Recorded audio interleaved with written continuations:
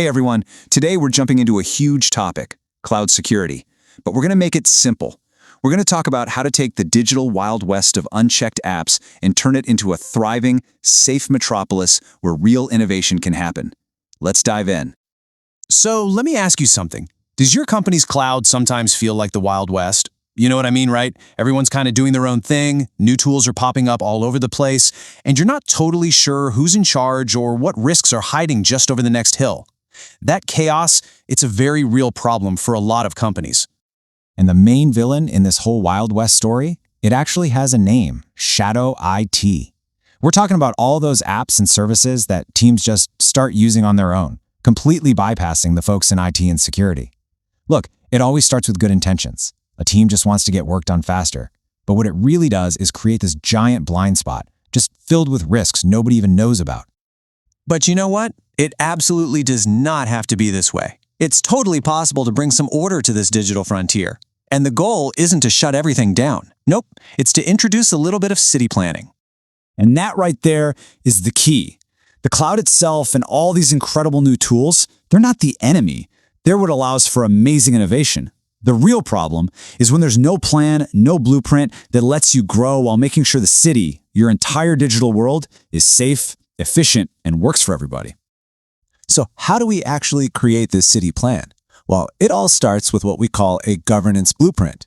And this isn't about building walls to keep people out. It's about building smart roads and infrastructure that actually make life better and safer for all the citizens, your employees. And this blueprint, it follows a pretty simple, logical path.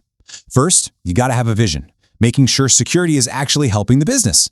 Then you have to discover everything you have, because let's be honest, you can't protect what you don't even know exists. From there, you create your policies. Think of them as the rules of the road. And finally, you have to keep an eye on everything, all the time, because your digital city is always growing. Now, when you have this blueprint, it leads to something really powerful, a paved road for innovation. See, instead of teams going off-roading through the mud of Shadow IT, you're giving them a safe, efficient highway to get the tools they need to do their best work. Okay, so what does it actually feel like to drive on this nice paved road? How does a brand new, innovative app get the green light to be built in our well-planned city?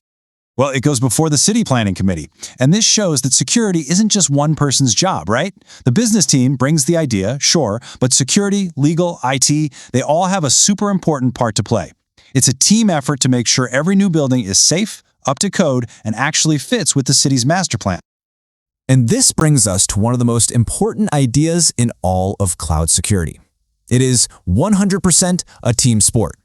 Everybody has a part to play, from the giant companies that build the cloud infrastructure all the way down to the person using it every single day. This whole concept is called the shared responsibility model. And the easiest way to think about it is like this. The cloud provider, say AWS or Google, they're the landlord of your apartment building. They are responsible for the security of the cloud. That means the physical building, the concrete foundation, the main wiring. But you're the tenant. You are responsible for security in the cloud. That's your stuff, who you give keys to, whether you lock your front door. So what does security in the cloud actually mean day to day? Well, it's things like encrypting your own data, setting up your firewalls correctly, and being really careful about who you give access to. It's also on you to keep your own software up to date. The landlord gives you a secure building, but you still have to remember to lock your own door. Okay, so when security is really understood as this shared job, the role of the security team itself completely changes. They stop being these restrictive gatekeepers and they become true partners, helping everybody else build amazing things safely. Let me give you a real-world example of what I mean. So picture this. You've got a development team just days away from launching a massive new feature. The marketing campaigns are all queued up and ready to go. And then, a last-minute security scan finds a critical vulnerability, a bug that could lead to a really, really bad data breach. The immediate reaction from the product owner is, of course, panic. We can't delay. We've made promises. They've got deadlines. They've got immense pressure. A delay feels like a total failure. This is that classic tug of war between moving fast and staying secure. But a modern security team handles this totally differently. Instead of just shouting no, they work with the team. They start by explaining the risk in terms the business understands. We're talking fines, damage to our reputation. Then, they come with a solution, not just a problem. And finally, they work together with the dev team to map out a new, realistic timeline. And the result of all that partnership? The bug got fixed, the data was secured, and the feature launched with only a 3-day delay.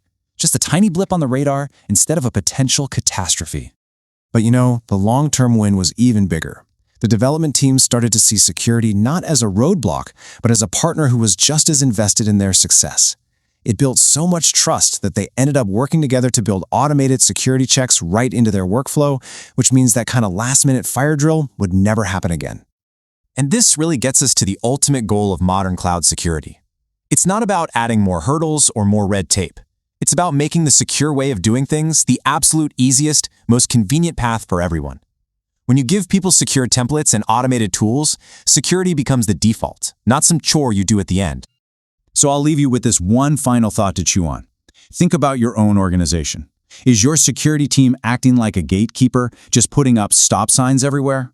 Or are they acting like a city planner, giving everyone the blueprints and the tools to help you all build bigger, better, and safer than ever before?